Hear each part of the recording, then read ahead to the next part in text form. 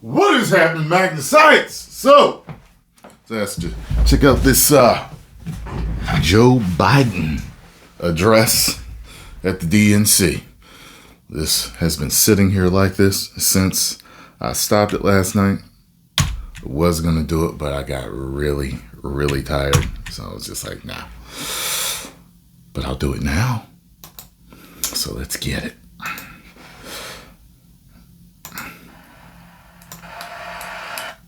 This election requires the courageous hearts of all of us. In 2020, my dad selected Kamala Harris to beat Donald Trump. And he knows in 2024, she will beat Donald Trump again.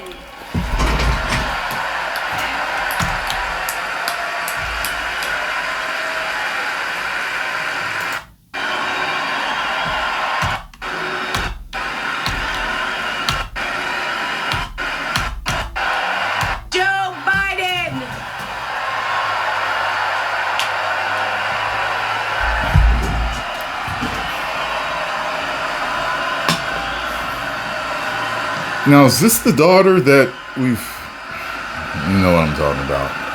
Is this the same daughter?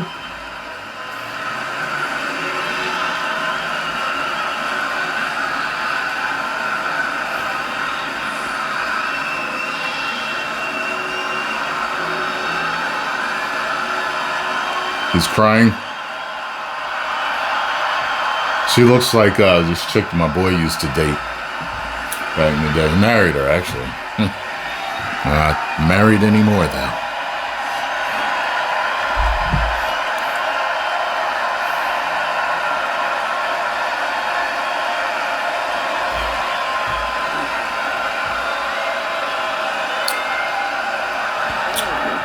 Okay.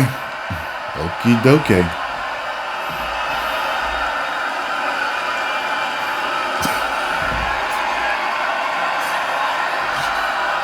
Looking like Christian. Our wrestling fans know.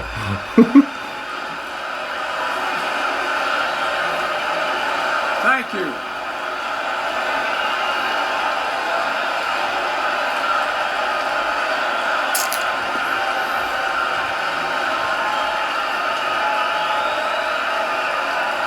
Thank you.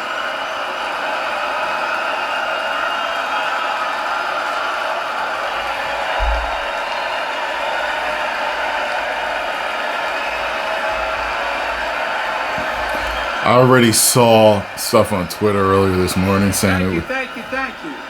saying it was fake crowd noise. I don't know. They also, I saw a picture that showed the DNC being really empty. That rhymes with the player at the game bars. I don't know if it's real. I'm just talking.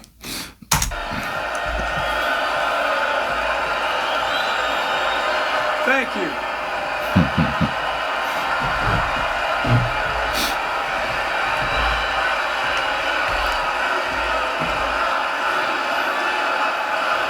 This is a Hollywood Hogan.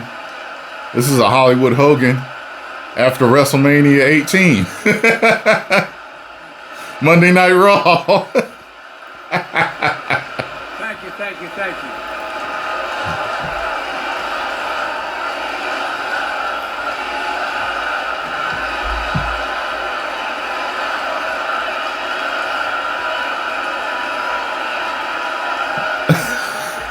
That's some old man stuff right there. Wiping your nose. Thank you. Keeping the handkerchief right in your pocket, too. I never liked that about handkerchiefs. Old men will carry that around, blow their nose, put it right back in the pocket. What? I never understood that. I remember asking my mom, well, what are you supposed to do? Well, you're supposed to wash them. I'm like, but you're supposed to carry it around with you? No. Tissues are better. You get to blow your nose and throw them out. I don't want to put it back in my pocket. I can't believe this is still going. Thank you. I love you. Thank you. Well, you know something, Democrats? Thank you.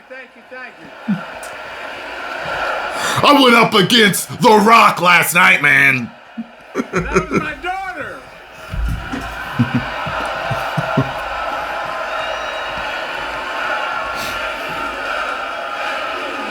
Thank you.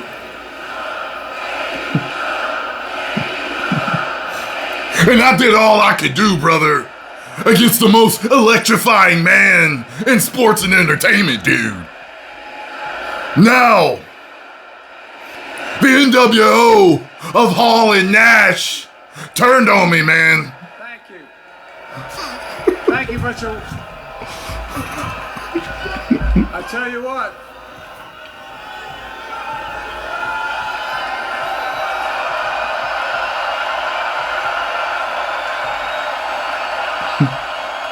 They turned on me, dude. And The Rock became my brother in battle. To my dearest daughter Ashley, God love you, you're incredible. Thank you for the introduction and for being my courageous heart, along with Hunter and our entire family, and especially our Rock, Jill. Oh, he said The Rock. For as those of you who know us, she still leaves me both breathless and speechless. Everybody knows her. I love her more than she loves me. She walks down the stairs and I still get that going boom, boom, boom. It's a possibility from some of the rumors I hear. You all will know me. No, I'm not kidding. Let's give a special round of applause to our First Lady, Jill Biden. But the Republicans are to be believed. They say that she propped him up for her own fame and stuff like that. I do not know Jill Biden. I know nothing about her other than she's Joe Biden's wife, so I do not know that. But that's what they say.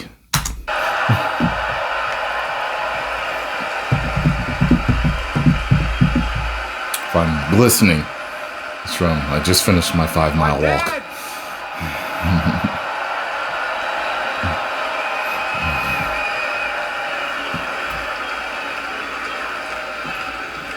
My dad used to have an expression, for real. He'd say, Joey, family is the beginning, the middle, and the end.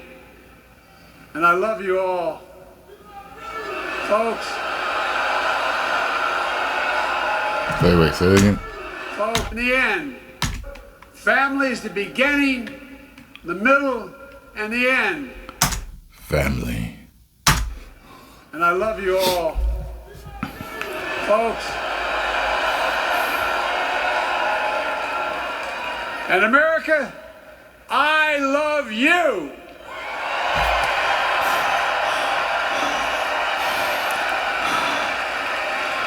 He said he loves me. I'm part of America. Let me ask you.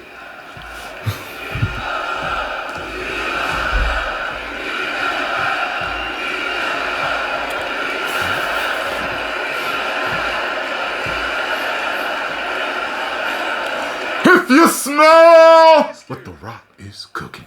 Are you ready to vote for freedom?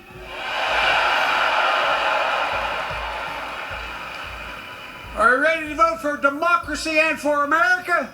That's right. Trump all the way. Let me ask you. Huh? Are you ready No. to elect Yes. Kamala Harris and Tim Walz, President and Vice President of the United States? No. My fellow Democrats, my fellow Americans, nearly 4 years ago, I saw something the other day and somebody had posted up. They're like, wait a minute. Kamala has said she's always been against the death penalty, but she's for killing unborn children. How's that make sense?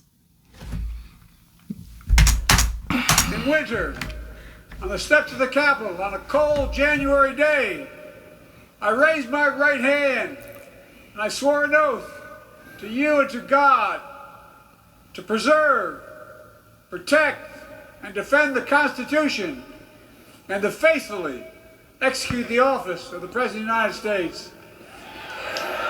In front of me was a city surrounded by the National Guard. Behind That his favorite tie. I think he always wears like a color like that. It's always something bluish. Or I'm colorblind, by the way, so yeah, I have a hard time differentiating certain things. But yeah, I don't think I ever see him like Trump was always wearing a red tie. you know, with his stuff. He wears blue sometimes too, I think. But I always see him wearing red, white, and blue. White shirt, blue suit, you know, and red tie, or a black suit and red tie, or whatever. In me, a capital just 2 weeks before had been overrun by a violent mob. But I knew then, from the bottom of my heart, that I knew now, there is no place in America for political violence. None. So I just remember, I think I was watching like the whole town hall with him and Trump last time, and he always felt like he was playing things up more to me, like he was either faking things or trying too hard at least, because, you know, he would say something to Trump, whatever, this and that, yeah, come on, man. America, listen. Da-da-da-da-da. 1, 2, 3, 4, 5, 6. Vote for me. Like, he would get right in the camera. That always felt too much to me. You get what I'm saying? It felt like he was trying too hard to get the vote. Are any of you, did that feel like too much to you? Am I the only one? I'm probably not the only one. You know what I mean? That whole, America, I love you. Like, I'm like, it's too much. it's all in delivery and how certain things can do. Certain people can, I think, deliver certain lines, and both can be trying to do the same thing. But and they can both be authentic, but one can appear fake and one can appear real. You got what I'm saying? Just me thinking. You cannot say you love your country only when you win.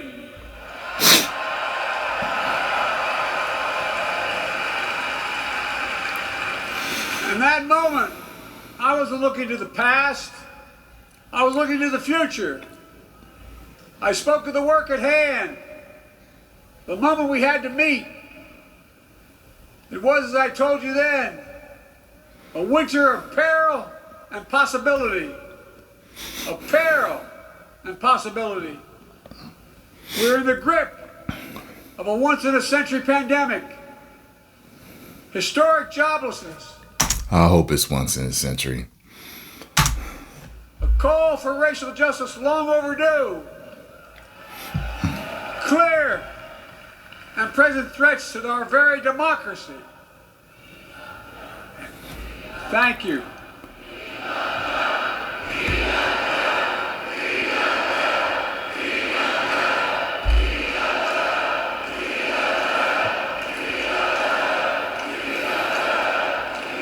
And yet I believed then, and I believe now, that progress was and is possible.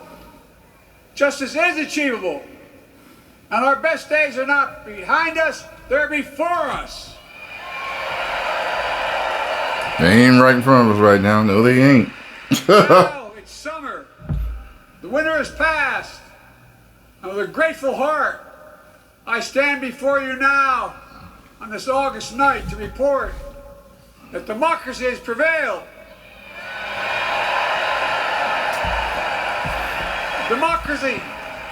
Democracy has delivered. By the way, there's certain people that you guys ask me to react to politically, and I won't do it, or you may only see me do it in quick spurts or small clips. I won't say who they are because I'm trying to be nice, but there's two that I can think of right now. Their voices drive me insane. Insane. I have such a hard time listening to them. Their voices are grating on me. So, I'm just letting you guys know. You can put whatever thoughts to it that you want, but I'm just letting you know that you may not. I'm just letting you know, okay? Because their voices drive me crazy. And now democracy. Because there's several people you guys have asked me to react to, and I'm not going to do everybody. I'll do most, but I'm not going to do everybody. You've heard me say it before. We're facing an inflection point. One of those rare moments in history when the decisions we make now will determine the fate of our nation and the world for decades to come. That's not hyperbole, I mean it literally. One of the conspiracy theories I've heard is that Joe Biden passed away several years ago, and that this is his twin brother. Have we ever heard of a twin brother? To the conspiracy theorists, listen, and by the way, when I say conspiracy theorists, listen, conspiracy theories have been coming true for years. Some of them have been falsified. Several have been coming true for years. So when I say conspiracy theorists, I don't say it in a negative light. I know it has a negative light to some people, not to me. But the conspiracy theorists have said that, and then I think it was like a family member. I think there's like a video on Twitter saying that, yeah, like this is not him. This is actually his twin brother. I mean, I don't know. Let me know. I don't remember ever seeing any pictures of him with a twin brother, or maybe it's some elaborate thing to where he was hidden and living his own regular life somewhere else. A lot of times you have like identical twins that they really not identical. They're identical, but they're not. You know what I mean? Like you can tell them apart. Because I've seen the whole before and after pictures. He doesn't look the same. So it could just be a process of aging, or it could be what people are saying. Or it could be an actor wearing a mask, one of his many body doubles. I don't know. It could be a person with plastic surgery, that people say. There's so many conspiracy theories that I've heard. But yeah, just wanted to speak on that real quick. We're in a battle for the very soul of America. I ran for president in 2020 because of what I saw in Charlottesville in August of 2017.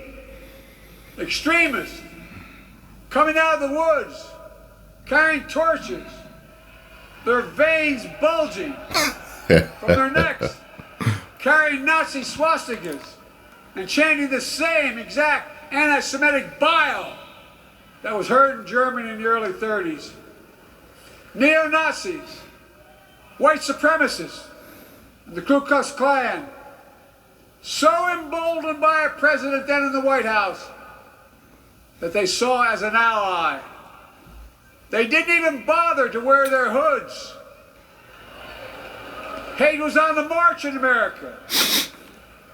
Old ghosts and new garments, stirring up the oldest divisions, stoking the oldest fears. Didn't the old ghosts create the Democratic Party? I've been hearing that for years. I've never actually done the research on it. Never decided to jump into it. Maybe one day I will. But that's what I've heard. Giving oxygen to the oldest forces that they long sought to tear apart America. In the process, a young woman was killed. When I contacted her mother, I asked about what happened. She told me. When the president was asked what he thought had happened, Donald Trump said, and I quote, "There are very fine people on both sides. My God." That's what he said. That is what he said and what he meant. That's what I realized. That's what he said. After listening to the admonition of my dead son, I could not stay on the sidelines. So I ran.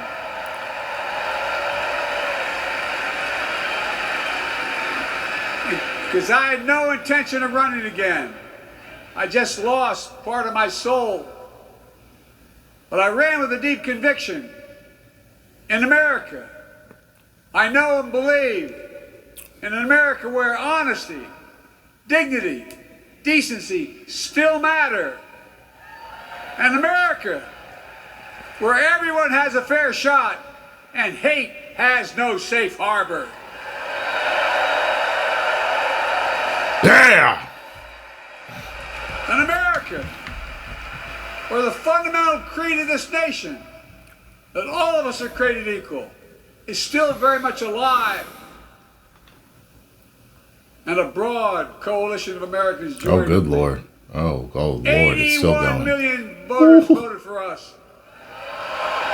More than any time in all of history. Because of all of you in this room and others, we came together in 2020 to save democracy. This is like when I listened to Trump. Oh, Lord, this was longer than I thought it was going to be. I'm sad.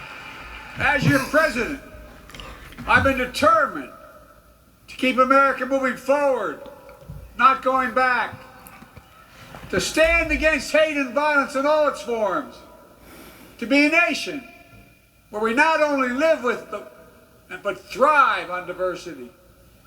Demonizing no one, leaving no one behind, and becoming a nation that we profess to be. I also... That's right, do not demonize anyone. They've definitely been doing that in this DEI, ESG age. ...ran to rebuild the backbone of America, the middle class.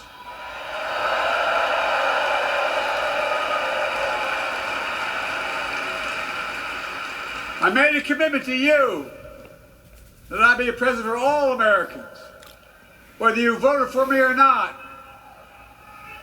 We have done that. Studies show the major bills we have passed actually delivered more to red states than blue. Because the job of the president is to deliver to all of America.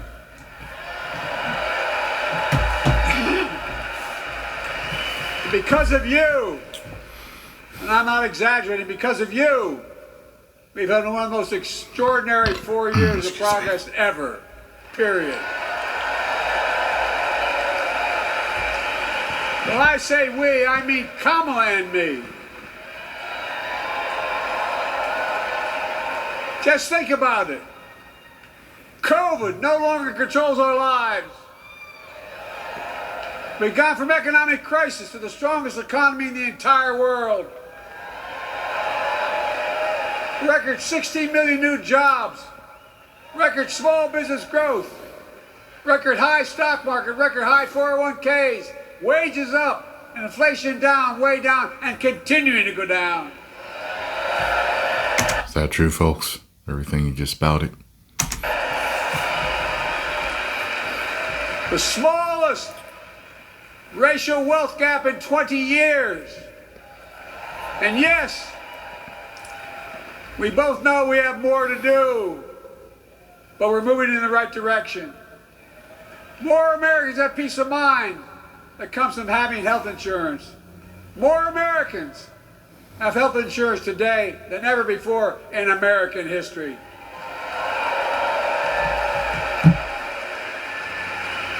And after, as a young senator beginning to fight for 50 years to give Medicare the power to negotiate lower prescription drug prices, we finally beat Big Pharma. Did you? Did you really? And guess who cast the tie-breaking vote? Vice President, soon-to-be President Kamala Harris.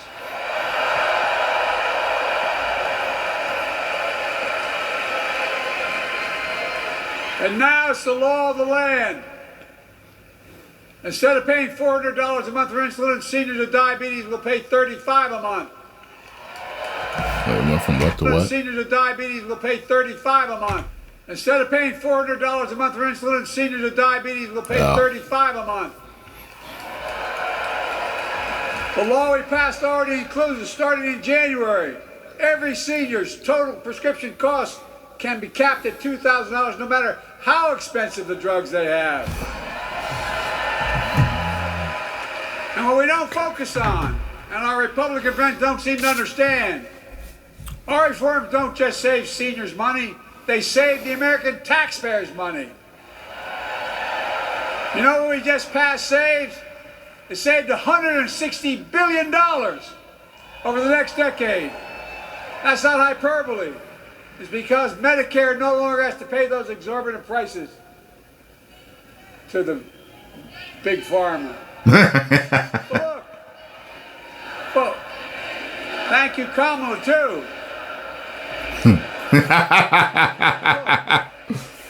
Trying to soup her up. Folks, It's like a wrestling promo. how can we have the strongest economy in the world without the best infrastructure in the world? Donald Trump promised Infrastructure Week every week for 4 years, and he never built a damn thing.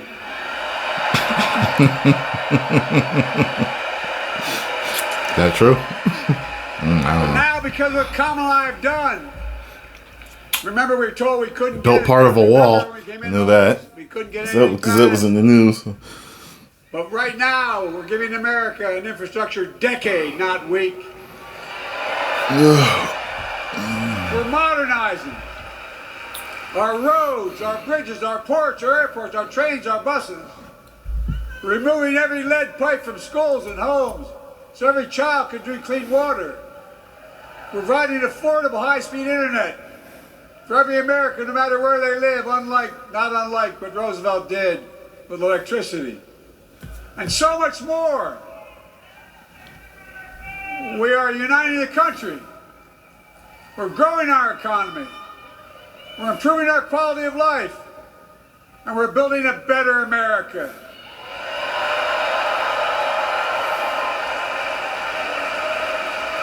Because that's who we are. How can we be the strongest nation in the world without leading the world in science and technology?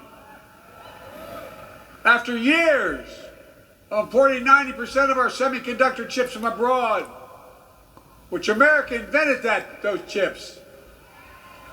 Our Chips and Science Act meant that private companies from around the world are now investing literally tens of billions of dollars to build new chip factories right here in America.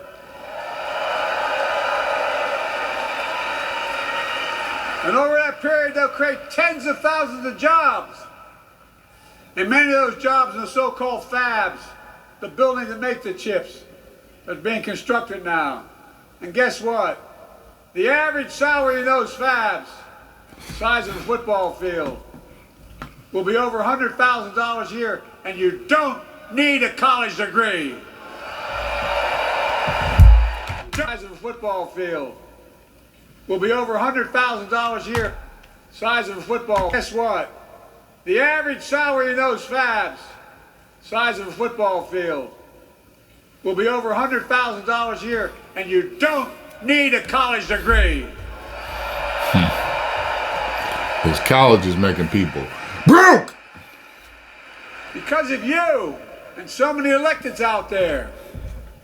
American manufacturing is back. Where the hell to say we wouldn't lead the world in manufacturing? 800,000 new manufacturing jobs.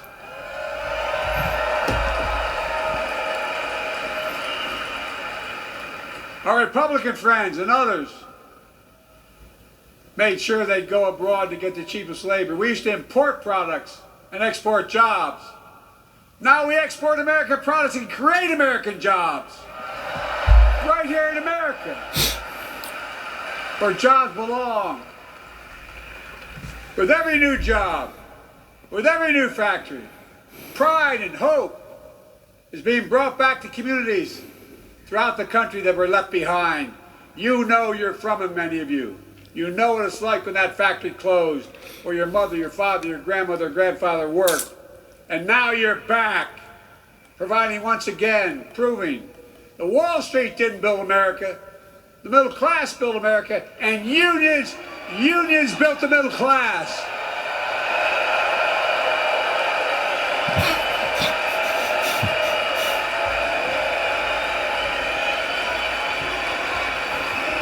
It's been my view since I came to the Senate. And that's why I'm proud to have been the first president to walk a picket line.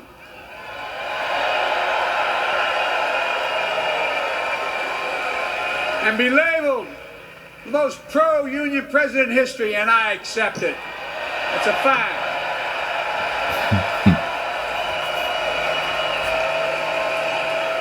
Because when unions do well, we all do well. Is that true? You got it, man. You got it.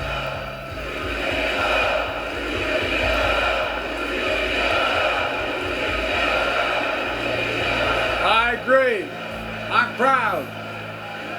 Look, remember he told we couldn't get anything done because we couldn't get anything done in the Congress? Well, with your support, we passed the most significant climate law in the history of mankind.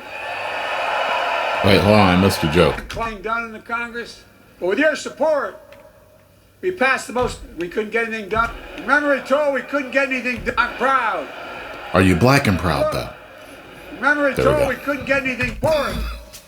We passed the most significant climate law in the history of mankind. Mankind. We passed the most significant climate law in the history of mankind. What is that law? Over $370 billion. Cutting carbon emissions in half by 2030. Launching a climate corps, similar to AmeriCorps and Peace Corps, creating tens of thousands of jobs for young people of the future who are going to make sure this continues. Creating hundreds of thousands of jobs in clean energy for American workers, including the IBEW installing 500,000 charging stations all across America. And in the process, reducing carbon emissions. And we're seeing it. You know what drives me insane about electric cars? I'm big on time. I don't like wasting time. It irritates me so much that these charging stations, like, you just can't beat the fill up of a gas station if you got a gas car versus electric. Oh, that drives me insane. You'd be sitting there for like a half hour losing all that damn time charging. Like, you know what I mean? Depending on where you're going, of course. I guess if you know, I'm not familiar with electric cars like that, so, I never really go too far anywhere. Like I went to the beach the other day and it took me an hour and a half to get there, hour and a half back. Can an electric car do that on a full charge? You know what I'm saying? It's just, if it can't, that's what, you know what I mean? Like, stuff like that would be majorly irritating to me. Then you got, us just listen, I'm about taking care of this planet big time. I am. Okay. It's the only home we're going to get, I believe. Okay.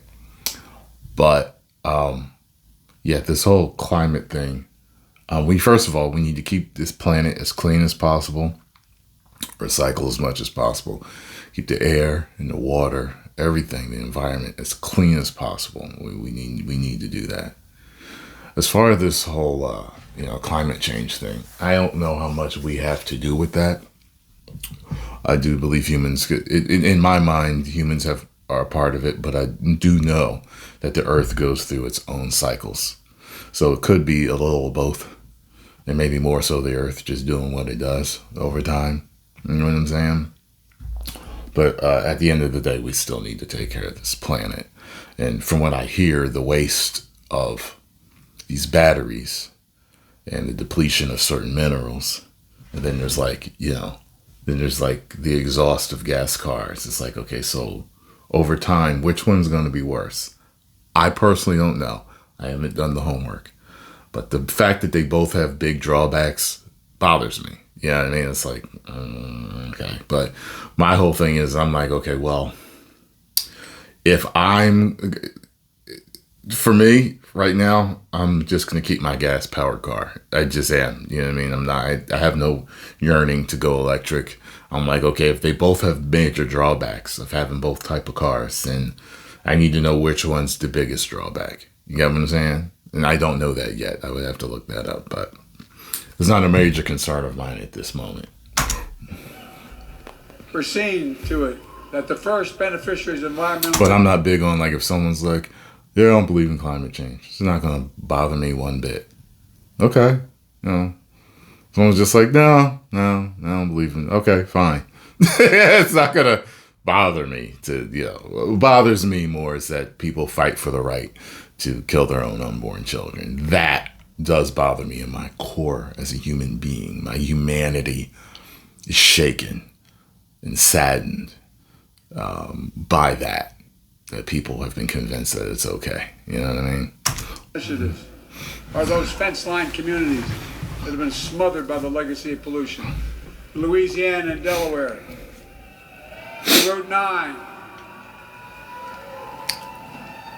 all the factors, all those chemical factors are right next to the... It was crazy again to me too. You know, I've heard these stories of, I heard about the guy that apparently he made a carburetor that allowed the cars to go like hundreds of miles on like 1 gallon of gas, which I find interesting. Look that story up. And then there's like one I saw where somebody converted their car to drive on water. Excuse me?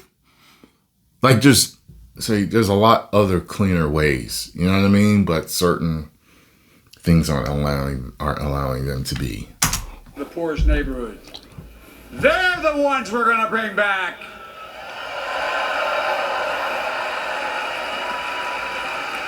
And how? How can we be the greatest nation in the world without the best education system in the world? I'll tell you how. Culture. It's all about culture. It's all about what you push in your culture. If you push it in your culture and you make sure that is what is fed into the minds of your children, your young people, and your old people, that you want them to be as smart as possible, intelligent as possible. You may not be the best at this, but everyone's born with a talent, at least one. Cultivate that talent, use that talent, become the greatest, ultimate version of yourself, and do good for your family, do good for your culture, do good for your community, do good for your, you know what I mean, for your people. But people push crap like yada yada yada yada yada yada yada yada yada yada yada yada. You know what I mean? Like, come on now. Donald Trump and the Republican friends, they not only can't think, they can't read very well. Seriously, think about it. Look at their Project 2025. They want to do away with the Department of Education. Well, during the pandemic, common law helped states and cities get back their schools back open. And we gave public school teachers a raise. We created apprenticeships with businesses and communities, putting students on a path to a good paying job, whether or not they go to college. And by the way, we're making college a hell of a lot more affordable. Increasing Pell Grants by $900. Over $15 billion to HBCUs. Minority service engine, including Hispanic institutions. By the way, here's my thoughts on college. First of all, it's too expensive. Second of all, I think that you need to find something that you leave high school with the idea of having a career that you will love, but also you can live off of, because it is important. You know what I mean? It's just in a modern society. I mean, you could just live off the grid, find a way, build your own log cabin and live in the woods for the rest of your life. You could do that, but most people don't want to do that. Just trade schools, even though people don't do it that much anymore, there's apprenticeship. And there's a lot of other ways to earn money now, especially online. The internet is one of the greatest inventions of all time. Like, there's so many ways. You just have to do the due diligence of finding the proper career for yourself. That's what I think it is. There is kind of like that set plan in a lot of people's head, which I think is falling away now. Just like, oh yeah, you go to elementary and you go to high school, and then you get out and you go to college, you get a degree, and you get out and you get a great job, and you get married, you have a family, a house, the white picket fence, 2.5 children, a dog, and then you retire, and then, you don't have to go through that. You know what I'm saying? I was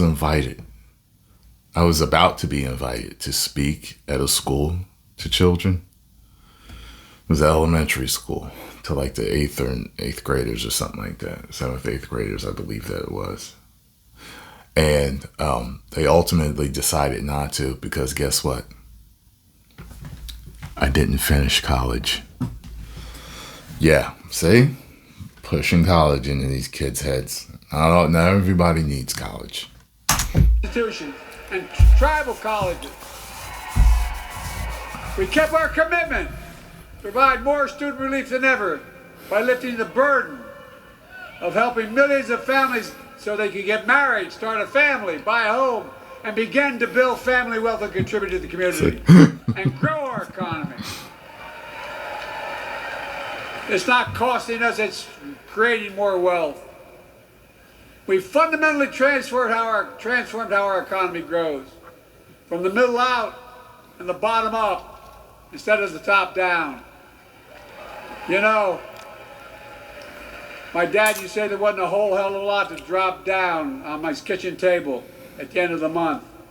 I come from a basic middle class family. 3-bedroom house, 4 kids, a grandpop living with us, decent neighborhood, but never a penny to spare. And look, I remember those that days. top-down notion never worked. A lot of Democrats didn't think it worked, but thought it worked, but it doesn't. And when we did all that, what we've done, everybody can do well. Everybody. And a lot of you can do a whole lot better if you don't have expensive taste. Stop trying to be rich. Believe that. Okay? Read The Millionaire Next Door. The majority of millionaires drive Honda Accords and Toyota Camrys. They don't have expensive taste. The majority of millionaires, you don't even know who they are because they're unassuming. You just don't know. You don't know who they are because they don't have expensive taste. They ain't gotta spend $300 on the Gucci belt to go to the club. They don't. Okay? You guys gotta be smarter about this stuff. One of it is just about being frugal. Not being cheap, but being frugal. You know what I mean? You know how to save money. You buy quality. You know, you buy things that last. You know how to shop right. You know what I mean? So you just don't be a complete idiot. You know, I do well enough now to where I pretty much can buy what I want. But I don't have expensive tastes. You know what I'm saying? I do not have to have 5 Bugattis in my in my driveway. You know what I mean? But that's a dude making enough money to do that too. You know what I mean? Like, but Bugatti isn't my, like, I have no want of a Bugatti. You got what I'm saying? It's just not me. You know, but he's built an empire at that level to where I think he just does it to do it. I think he even made a comment like that to like Candace Owens. You know, it's just like he does buys certain things because he can. And I agree with a lot of stuff he says. Andrew Tate's funny, man, but I don't have that. You know, if I ever become a multimillionaire, it'll be kind of like just me having fun in life, investing right, just doing, things that I want to do and things that make me happy. Some guys chase that dollar, that number, those millions, like it's, I don't know, some type of God in a way, a salvation, I guess in this modern world, having a certain amount of money is a type of salvation. It gives you enough money to do what you need to do, to give you more options. It really is a tool. You know what I mean? To help you in certain situations, get out of certain situations, get into certain situations. But I'm telling you guys right now, okay, listen, okay, I think it's best to have more of a simple way of life. I think it's better that way. You don't have too many things bothering you. Just buy what you need, buy what you want. But never overextend yourself. Always live below your means. Always live below your means. The majority of you live above your means. This ever happened to you? You got a job, right? And you're struggling to make ends meet. You get a new job and all of a sudden you got extra money. And you're like, you feel so great. But people unknowingly, what they do is because they have more money, they start spending more money. And then all of a sudden they're at the same place again. A lot of times people like that, they end up buying a new car as soon as they get a new job. And they're making ends meet, they buy a new car. and they may even move into a more expensive apartment or a new house.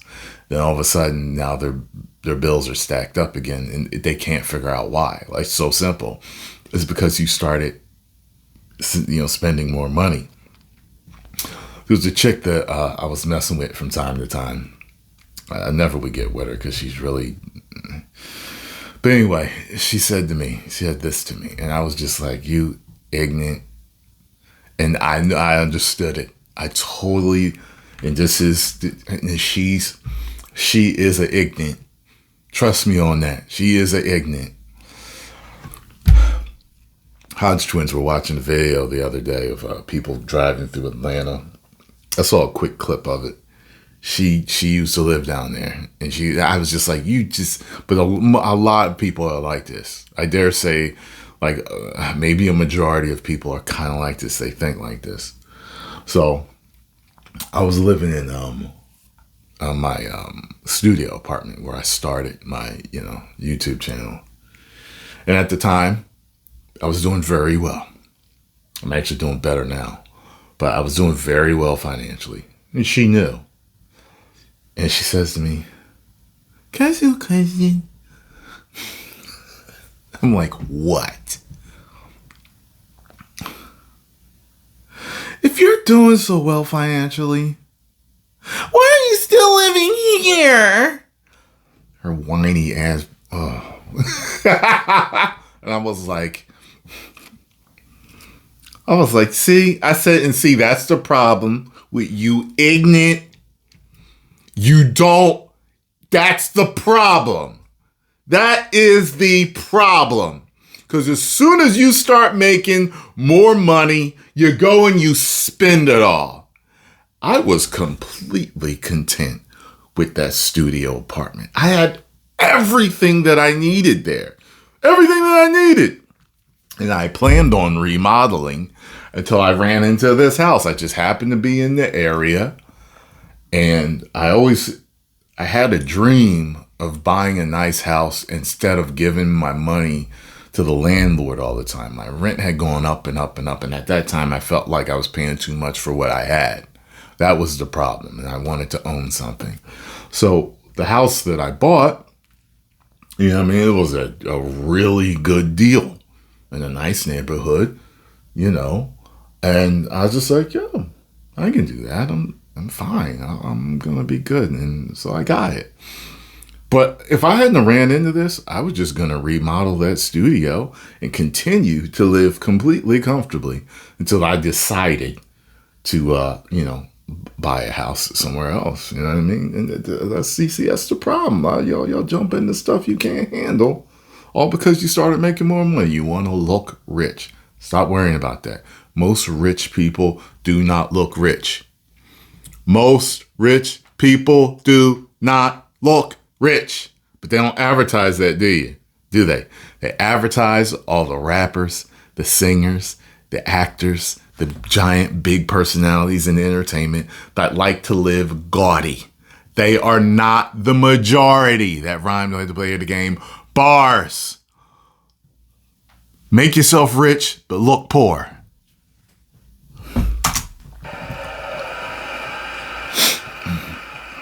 Donald Trump calls America a failing nation. No, I'm serious, but think about this. It is in a lot of ways. Come on now. He publicly says it all. We have a lot of issues over here. Okay? They just booing Trump. They know we got a lot of issues over here. We need to get things together over here. It's good to admit your problems and then fix them. Don't be victims. Admit your problems and then get them fixed. The world. I'm going to say something outrageous. I know more foreign leaders by their first names and know them well than anybody alive. Just because I'm so damn old. But I'm not joking. Well, that was funny. Think of the message that was he funny. sends around the world when he talks about America being a failing nation. He says we're losing. He's the loser. He's dead wrong.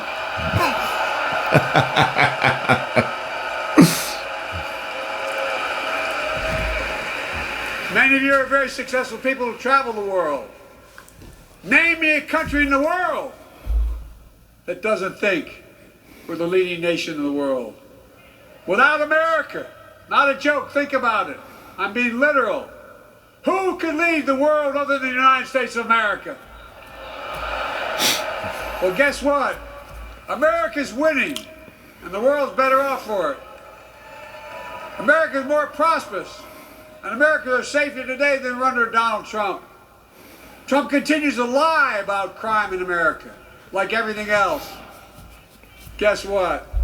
On his watch, the murder rate went up 30%, the biggest increase in history. Meanwhile, Is that true? we made the largest investment, Kamala and I, in public safety ever. Now, the murder rate is falling faster than any time in history. Violent crime has dropped to the lowest level in more than 50 years. And crime will keep coming down when we put a prosecutor in the Oval Office instead of a convicted felon. That convicted felon thing never bothers me. To me, they're all crooks. They done all done dirty, shady stuff that they probably all should be in prison for. So that never bothers me. He's a convicted felon. So they all do dirt. And keep going. You start digging, you find out stuff. I'm like, wait. This president did this. This president did that. And this president did that. And the one before him did this. And the one before him did that. Wait, why are they not in prison for this?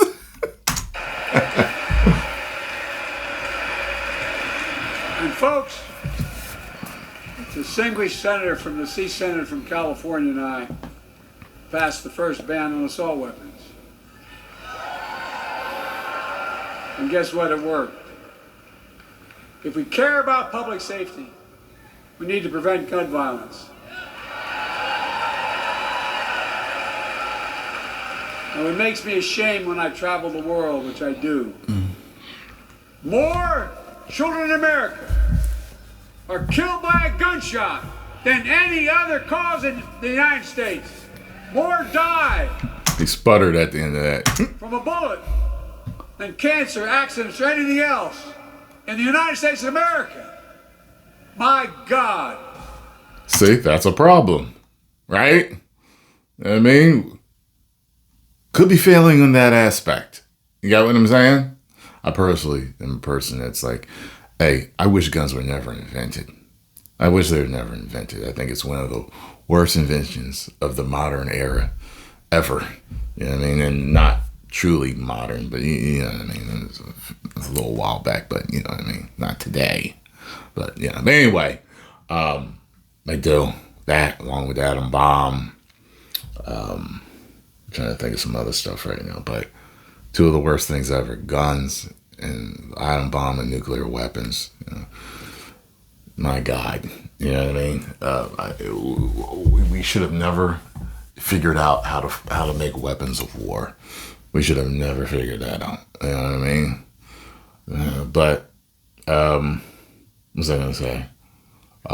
Yeah, but now we do have them. The fact of the matter is, we do need to be able to protect ourselves in certain situations. So it's like, people talk about that, trying to take the guns, and because like if the government has all the guns, then it's like, well, how are you going to protect yourself if the government becomes overly corrupt, shall we say? How are you going to protect yourself? And if they got them, you can't do nothing about it. They can do whatever they want to you, right? Very interesting dilemma we're in.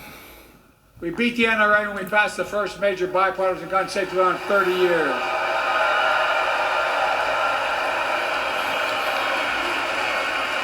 I'm serious. That comes from here. And now it's time to ban assault weapons again. And demand universal background checks.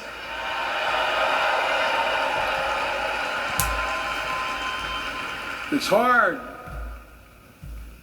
I never thought I'd stand before a crowd of Democrats and refer to a president as a liar so many times. No, I'm not trying to be funny. It's sad. Trump continues to lie about the border. Here's what he won't tell you. Trump killed the strongest bipartisan border deal in the history of the United States. That we negotiated with the Senate Republican took 4 weeks. Once it passed, I never acknowledged those expansive border change in American history.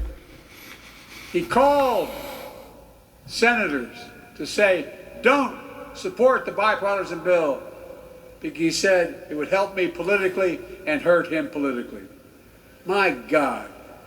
No, I'm serious. Think about it. Not a joke. Ask even the press who doesn't like me. They'll tell you that's true. I don't know anything about that agreement. Trump, what are you talking about? Once again, putting himself Help first me out. and America last. Then I had to take executive action. The result of the executive action I took, border encounters have dropped over 50%.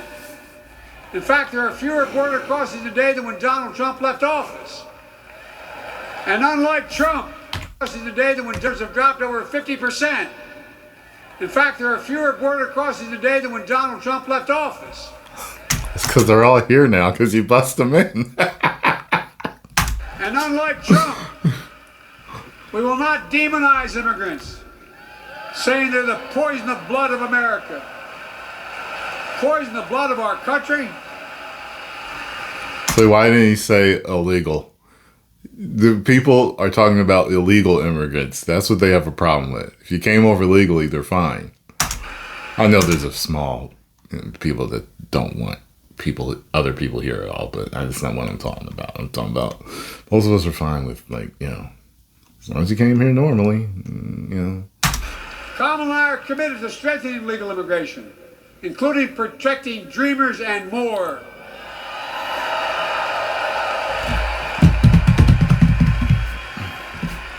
And here's what else I believe in. Protecting your freedom to vote, your freedom to love who you love.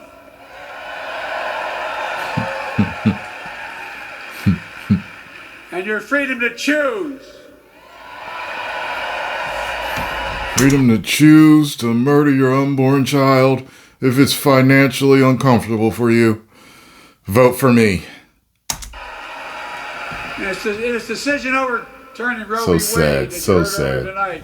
So sad. For all of you that are okay with it, just go and look up the full history of Planned Parenthood.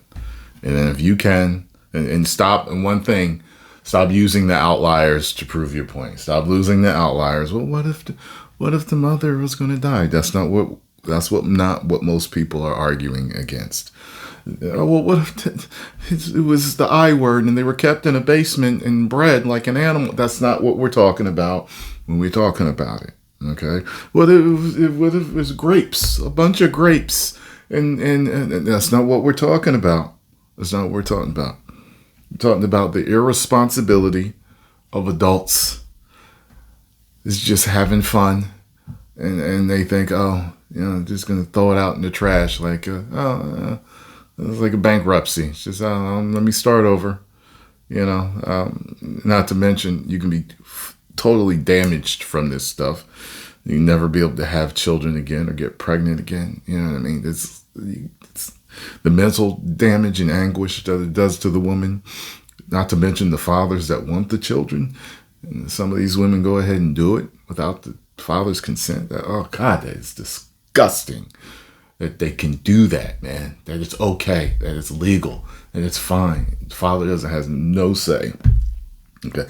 I don't know what I would do if I got a woman pregnant that I wasn't married to, and she went and did that behind my back. If she was with me, if she was someone that was with me and she didn't tell me and we got married, that divorced immediately. Immediately. I don't even care if we have kids at that point. Immediately. You killed my unborn child without even talking to me about it, consulting me, not asking me. And I don't want this whole sob story about, I didn't know what to do and I didn't think you wanted to know. That's lack of communication. A responsible adult would have talked to me and would have, asked me, hey, what do you think? What do you want to do? You know what I mean? Like, to me personally, I attract one thing, I attract a certain type of woman. And there's certain good things and bad things that come with those certain type of women. But I always attract nurturing women. I've noticed that. I always attract women that want to be mothers. That would never, I remember I was on the phone with this one girl and she was like, well, what if I get pregnant? And I was like, no, well, everything's going to be fine. Well, she was like, but it was like before I got a chance to say it, she was like, I will not kill it. I'm not going to kill it. And I was like, I didn't even say, I was like, well, and that made me want to be with her more, because before I could even answer her, she was like, abortion is out of there's no way I would ever do that to a child. You know what I'm saying? So, yeah, I'm glad that my energy attracts nurturing women, motherly women, women that love life and respect life and understand that is a human life growing inside of you. Yes, you have control over your body. However, once you're pregnant, someone else's body is growing inside of you, and you should not murder that individual. That individual deserves a chance. Give it up for adoption to a loving family that can't have children. Someone that wants to adopt. Sometimes family will take the child. You know what I mean? But give that person a chance. Supreme Court majority wrote the following, quote, women are not without electoral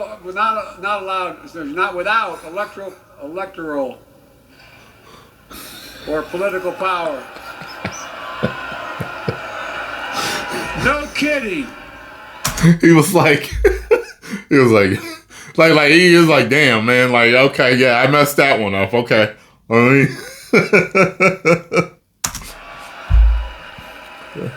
MAGA Republicans found out the power of women in 2022. And Donald Trump is going to find out the power of women in 2024.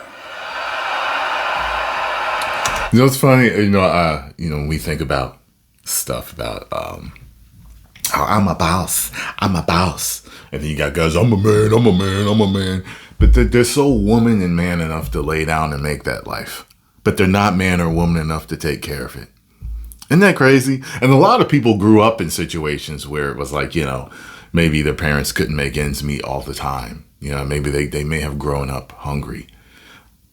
They may have not grown up with the best clothes or gotten everything that they wanted. They may not have had the best childhood, but they are happy that they are alive.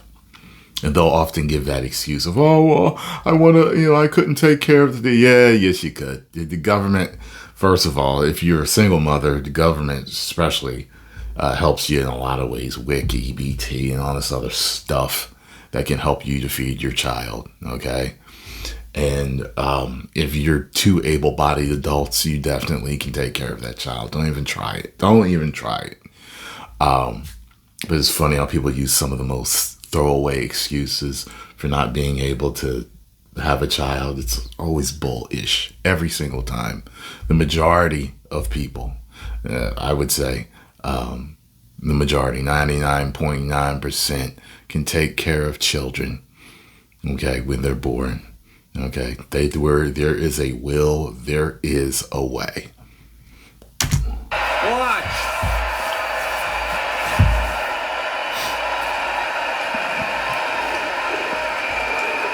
And where Trump and his mega Republican right-wingers seek to erase history, we Democrats continue to write history and make more history. I'm proud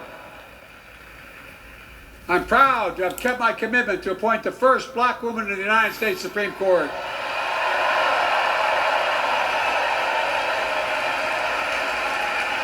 Ketanji Brown Jackson, a symbol for every young woman in America that you can do anything.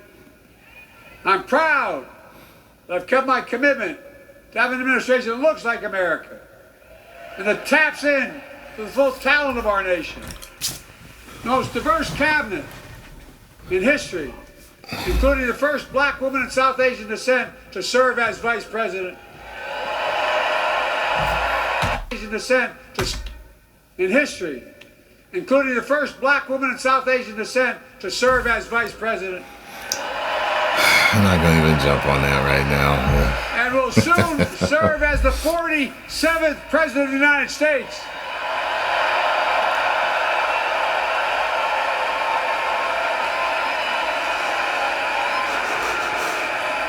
She is good. Look.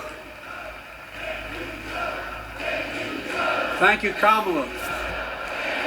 See he's doing.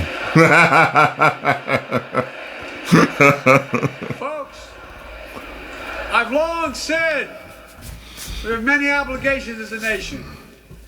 But I got in trouble years ago for saying I'd make no apologies. Got several other videos to do. This one's going way longer than I thought it was going to go. To prepare and equip those we Looks like I gotta jump on Wukong again today. send to war and care for them and their families when they come home and when they don't. That's why I'm so proud to have written and signed the PACT Act. One of the most significant laws ever, helping veterans and their families exposed to toxic materials like burn pits in Agent Orange. I was around during the Vietnam War. It's hard. Nobody was able to prove that there's illness was a consequence of Agent Orange. And no one was able to prove initially that because they lived in burn pits like my son lived next to in Iraq for a year, that is the cause of their illness. But because of the PACT Act, a surviving spouse with 2 children is now eligible for a stipend of about $3,000 a month. I worked with a guy that was a veteran, a young veteran. He was around my age, and he had gone to Iraq, and he had told me, he said, man, something happened out there, man, because he was like, man, we started getting these bumps on our body and our face. And it was like this clear liquid would come out of them, and da-da-da-da-da. And he was off, because at one point right in front of me, he started talking about war. Like he saw action, and he was talking about, yeah, such and such, go out there and you get those sand. Yeah. And I'm like, oh, he said, I'm not talking about you. I'm talking about them. That's them. I'm like, hey, the word is offensive, man. Like, just because it's a compound word for you that differentiates them from me, it's still racist and it's still offensive, bruh. I was like, well, he was like, I'm sorry. And I didn't even talk that loud. I was just like, yo, man, you don't get it? That's, I'm sorry. That's that. He was a nice guy. But I was like, he just got into this mindset telling me his story. Yeah, get out there, get all geared up. Let's go get those sand. And I was like, oh my God, man. War changes. I also knew a guy who was in Nam. He was in Vietnam, and he's an old dude. He was in his 60s or 70s when I met him. He was a nice guy. I liked him. Me and him talked all the time. And he told me that he said, I knew when it was time for me to come home, because I was starting to like the killing. And I was like, oh my God. That's like that moment in X-Men Origins where he had to stop Victor. He had to stop Sabretooth because he was just having too much fun killing people and stuff. And you've seen that in war movies, though. The one guy is just a loose cannon now. He's just killing everybody and killing extra villagers and doing extra stuff. And parents are eligible for tuition benefits to go to college and to get job training. It's already helping over 1 million veterans and their families just so far. Well, I love them, and I'm so proud of my son's service. We get it. But guess who doesn't get it and doesn't respect our veterans? Trump! We know from his own chief of staff, the four-star General John Kelly, I was waiting for that to come. that Trump, when in Europe, would not go to the grave sites in in France. The brave service members who gave their lives to this country. He called them suckers and losers. Who in the hell does he think he is? Who does he think he is? Like, see, doesn't that thing, it doesn't seem extra? It seems like bravado. You know what I mean? It seems like he's acting this out. Who does he think he is? You know, it's, I don't know if he had said it calmer with more, I don't know. There's a way to deliver things without seeming like you're trying to, I don't know. It's just. No words for a person. They are not the words of a person not worthy of being commander-in-chief. Period. Not then, not now, and not ever. I mean that. I mean that from the bottom of my heart. I don't know whether he said it or not. Like, there's different stuff with both of them that are negative. I don't know whether they said it or not, whether they did it or not. You know what I mean? I'd like some ironclad receipts on a lot of this stuff. You know what I mean? Hearsay. Was a person paid to say it about Biden? Was a person paid to say it about Trump? I don't know. But I just want to work on stuff where it's like, you know, a real recording. But nowadays, here's the problem with AI. All this fakery you can do. In the future, I don't know what we're going to do. You can make it look like anybody did anything, you know? Just as no commander-in-chief should ever bow down to a dictator. The way Trump bows down to Putin. I think at the end of the day, you're going to have to start truly voting only on results. In term, what did you do? In term, what did this person do? That's it. It's like, okay, I don't care whether he said this or not. I don't care whether they said that or not. Nope. Down the line, you can make it look like, hey, you know what I mean? With AI, you can make it look like anybody said and did anything. They was on vacation. They was here. They was there. They was doing this. They was doing that. Okay. What's your track record? That's all I can run on now is your receipts, your ironclad, true receipts of what you've done. That's it. I never have, and I promise you, Kamala Harris will never do it. Will never bow down. When Trump left office, Europe and NATO was in tatters. Not a joke. America First doctrine changed our whole image in the world. Well, they gave the hours, about 190 hours sum total, leaving my counterparts or heads of state in Europe to strengthen NATO. We did.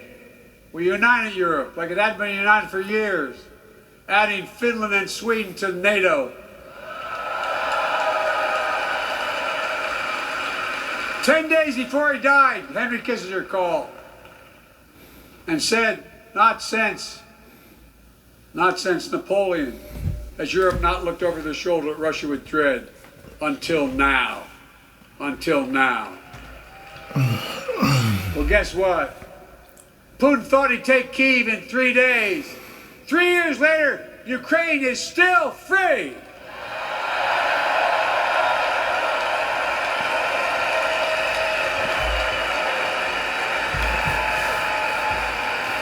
When I came to office, the conventional wisdom was that China would inevitably surpass the United States.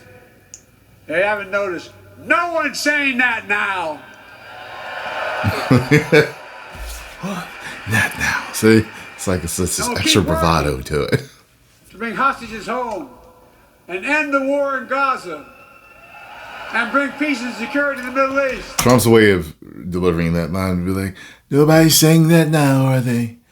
No one's saying that now. You know what I mean? Like, he would just say it really calmly, you know? Like, just because you holler doesn't make me believe you. You get what I'm saying?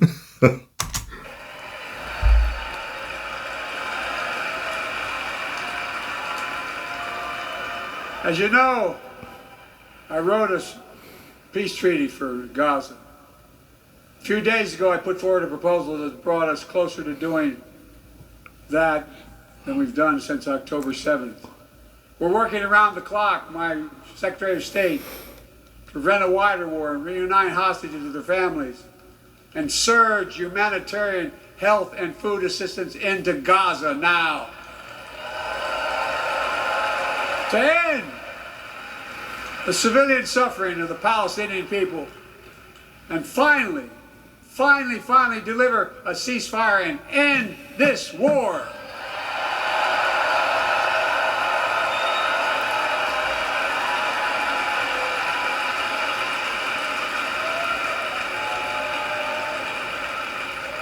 Those protesters out in the street, they have a point.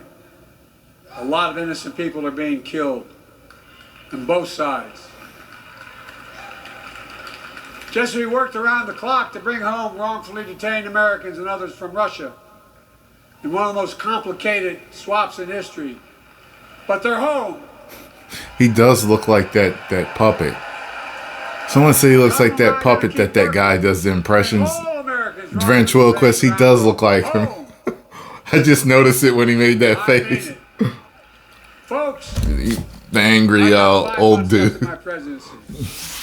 I've got a lot to do. I intend to get it done.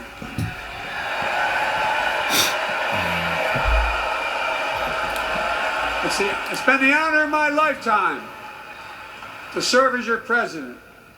I love the job, but I love my country more. I love my country more.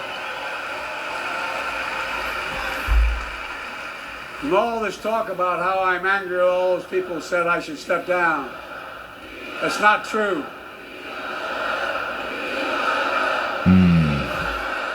Talk about how I'm angry at all those people who said. And all this talk about how I'm angry at all those people who said I should step down. Oh, okay, should be interesting. That's not true. We want Joe. So what they're saying? I can't understand. I love my country more, and we need to preserve our democracy. In 2024, we need you to vote. We need you to keep the Senate. We need you to win back the House of Representatives. And above all, we need you to beat Donald Trump.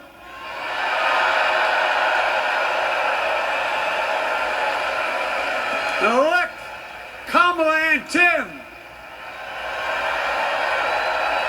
President and Vice President of the United States of America.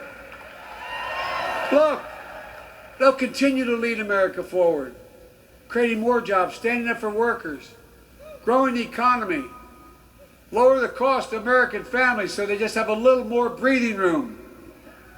We've made incredible progress. Just a little more. How about a lot more breathing room?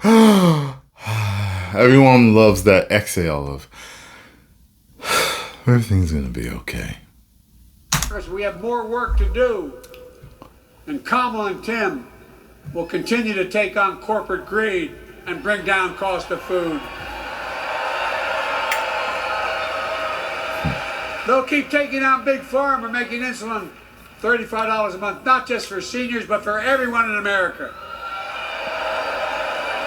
And capping prescription drug costs at a total of $2,000, not just for seniors, but for everyone. And folks, that's going to save America again tens of billions of dollars. Folks, they'll make housing more affordable, building 3 million new homes, providing $25,000 down payment assistance for the first-time home buyer. More than the 10 we approved. Donald Trump wants a new tax on imported goods, food, gas, clothing, and more. You know what that'll cost the average family, according to the experts? $3,900 a year in a tax. No, that's a fact. Kamala and Tim will make the child care tax credit permanent.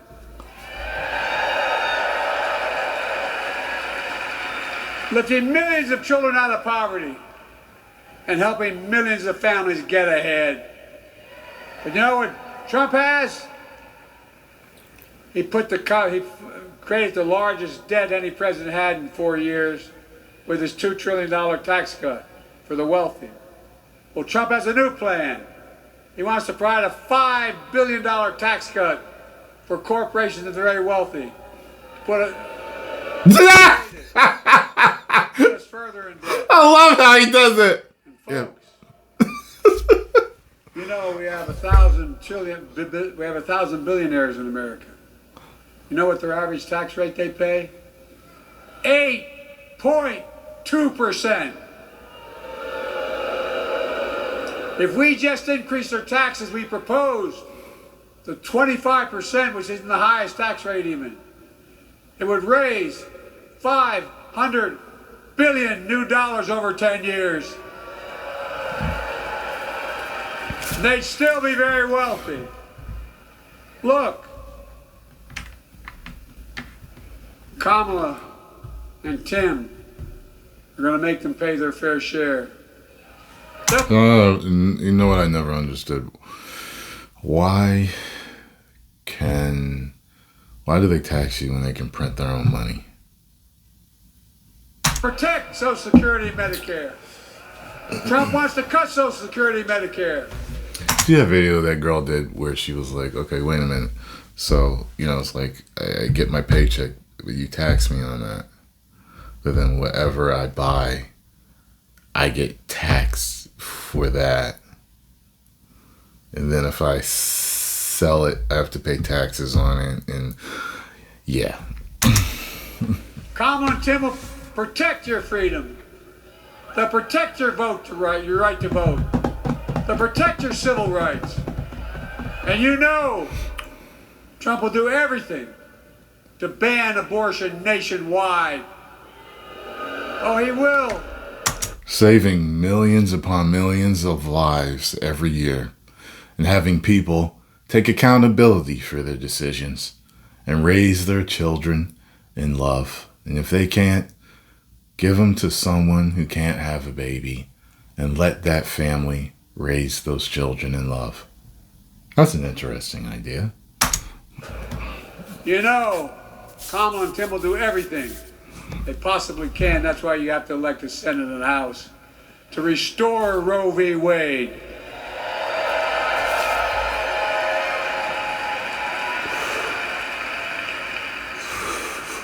The ancient Greeks taught us that character is destiny. Character. Well, if you're willing to kill your own unborn children, what does that say about your character? What is in your destiny? What karma do you have coming to you for doing that? I'm serious. That's a serious question you should ask yourself. A lot of people, believe in God. They believe in a creator, a good creator. Just ask yourself, would your good God want you to do that? And you believe in that God, right? So that God would help you find a way to take care of that child. Do you think that God is okay with you doing that?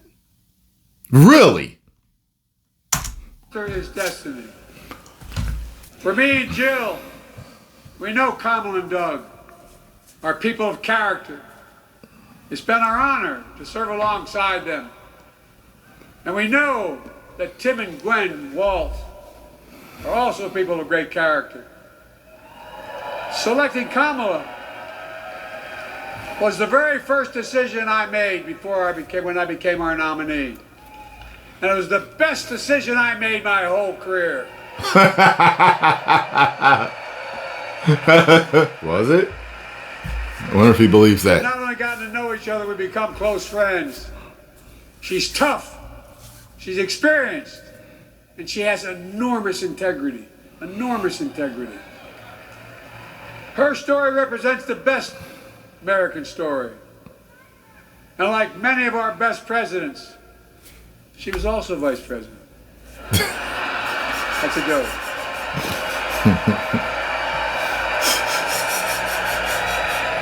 But That's she'll funny. be a president our children could look up to. She'll be a president respected by world leaders because she already is. She'll be a president we can all be proud of. You know, if they were going to pick a woman that could beat Trump, I think that Michelle Obama would have been a better choice, you know. Or maybe even Tulsi when she was a Democrat. She's Republican now, right? But okay. And she will be an historic president. I don't understand. Why would you choose someone that has a worse approval rating than yourself? I don't get that.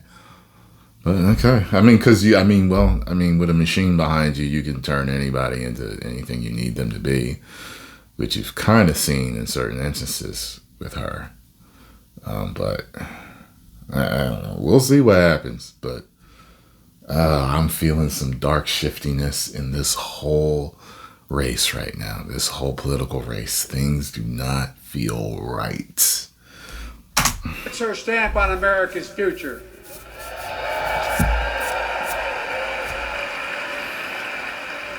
This will be the first presidential election since January 6th.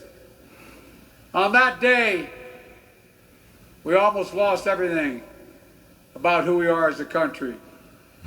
And that threat, this is not hyperbole, that threat is still very much alive. Donald Trump says he will refuse to accept the election result if he loses again. Think about that. That's not what he said. Didn't he say if it's done right or done fairly, he will? I think he had a caveat to it. He means it. Think about that. He's promising a bloodbath. No, he's If not. he loses in his words. Stop that. And that he'll be a dictator on day one, in his own words. By the way, this sucker means it. No, I'm not joking. By the way, send me a clip of him saying something about that dictator stuff. I've been hearing that talking points. Send it to me. I want to see what you're talking about. People keep saying that he wants to be a dictator. Send me those clips. I want to see them. Anybody else said that in the past, you think he was crazy. He is crazy, but you think it was an exaggeration, but he means it. We can't let that happen. Folks, all of us carry a special obligation. Independents, Republicans, Democrats. We saved democracy in 2020, and now we must save it again in 2024.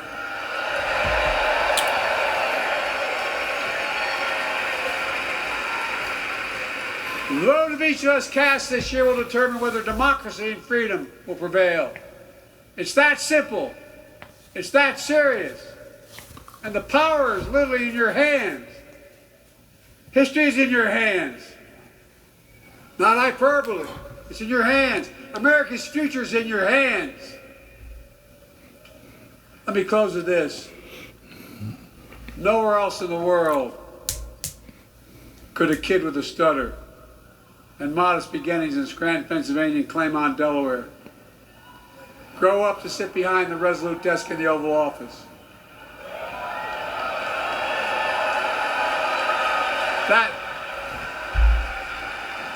That's because America is and always has been a nation of possibilities. Possibilities. We must never lose that. Never. Kamala and Tim understand that this nation must continue to be a place of possibilities. Not just for the few of us, but for all of us. But join me in promising your whole heart to this effort, and where my heart will be. I promise I'll be the best volunteer Harrison Waltz has Cam ever seen.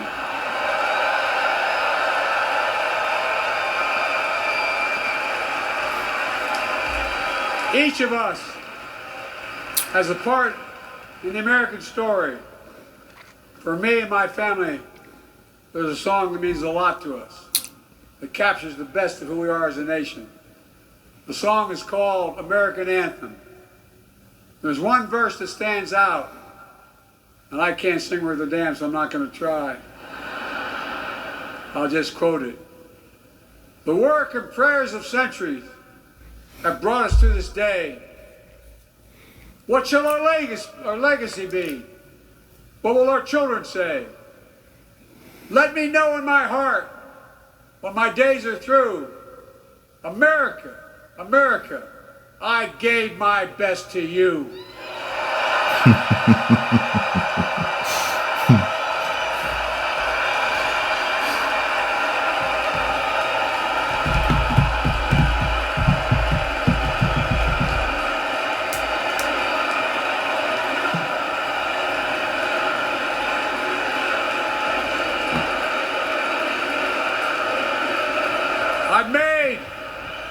I've made a lot of mistakes in my career, but I gave my best to you. For 50 years, like many of you, I've given my heart and soul to our nation. And I've been blessed a million times in return for the support of the American people. I've either been too young to be in the Senate because I wasn't 30 yet, and too old to stay as president. But I hope you know how grateful I am to all of you. I can honestly say, and I mean this from the bottom, give you my word as a Biden, I can honestly say I'm more optimistic about the future than I was when I was elected as a 29-year-old United States Senator. I mean it. Folks, we just have to remember who we are. We're the United States of America. Yeah.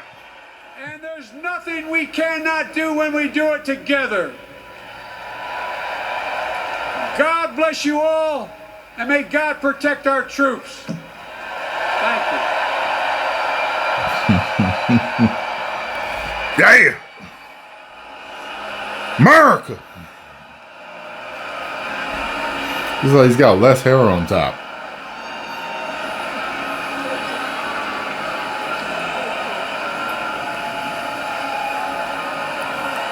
Oh yeah. All right, y'all. That's it. And let me get these other videos done that I planned on getting done an hour ago. 10 million subscribers. Woo!